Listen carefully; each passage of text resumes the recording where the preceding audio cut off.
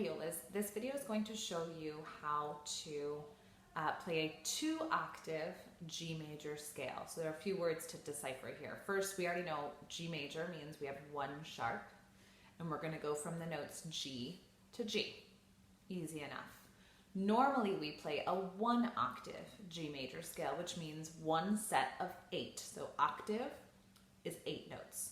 So that means we've been playing from open G up to the G on our D string. That's 8 notes. 1, 2, 3, 4, 5, 6, 7, 8. A 2-octave scale means we're going to keep going up another 8 notes till we get to the next D.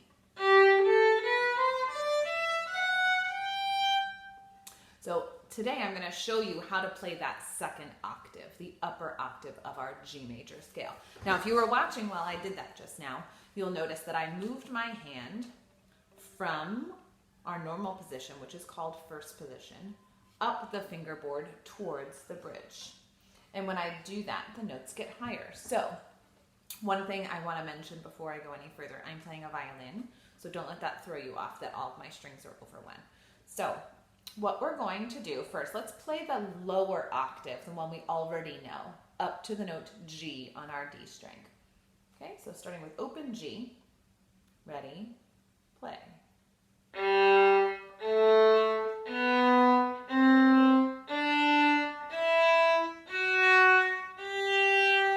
Good. Now, if we just kept going up, we would run out of notes we would be able to play. We'd only be able to play it up to the note E on our A string. So we're going to have to shift.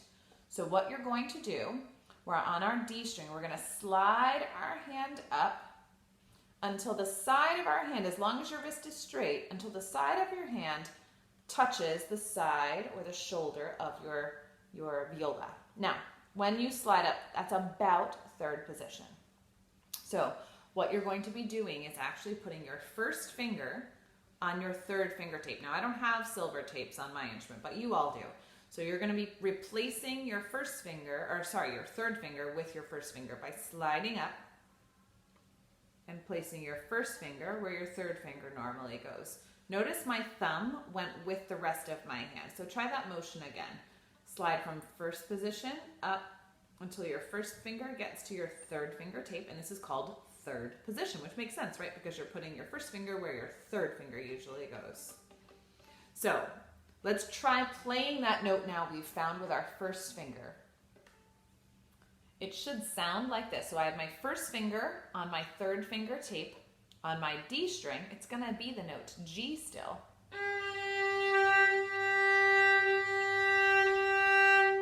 Can we play that note together? Let's play it 4 times. This is first finger on your D string in 3rd position. Ready? Go.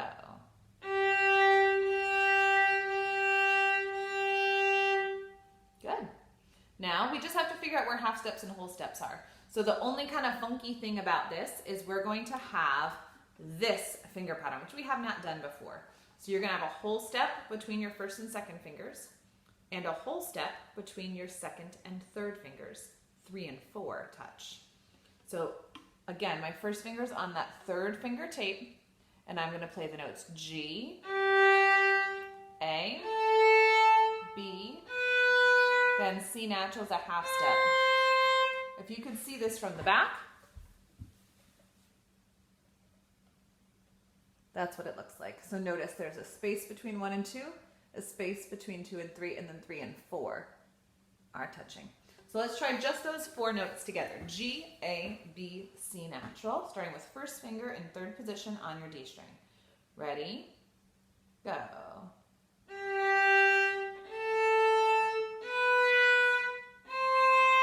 Now don't move. We're going to do the exact same thing on our A string. So don't shift back down to first position. Put your first finger on your A string on your 3rd finger tape. And do the same thing on your A string. We're playing the notes D, E, F sharp, and G.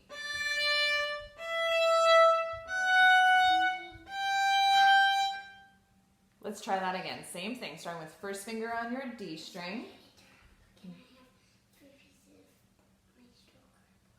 Yes. G, A, B, C natural, 3 and 4 touch.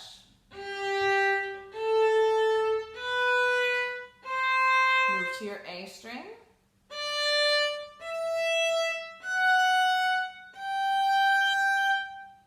The most common mistake I see is after playing the notes on the D string,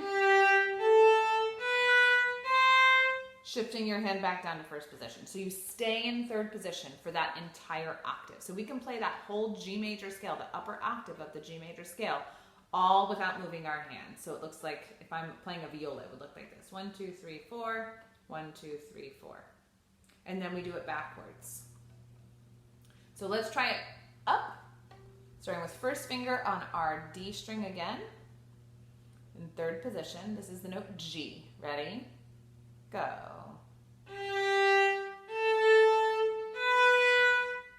Freeze. First finger on your A string in third position.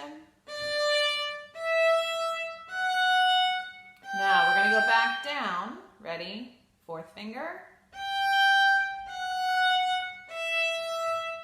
Now, don't shift down. Keep your hand in third position. This is the hardest note to find. Fourth finger on your D string.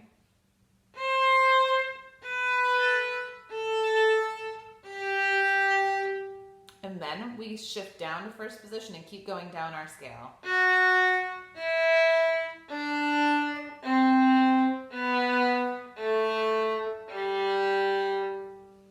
So it takes a little practice, but I know you can do it.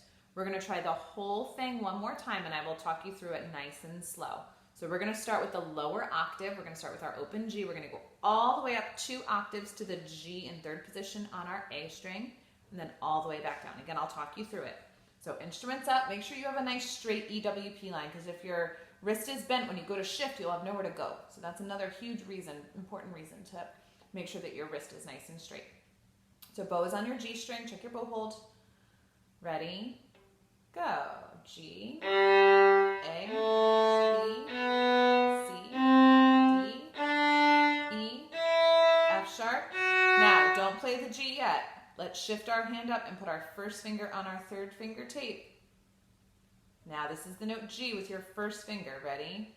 Go. Keep going up. Remember, 3 and 4 touch. A string, 1, 2, 3, 4. Back down. Hardest part, fourth finger on your D string.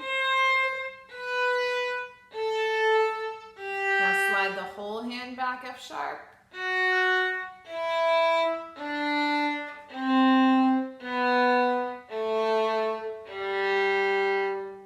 Okay.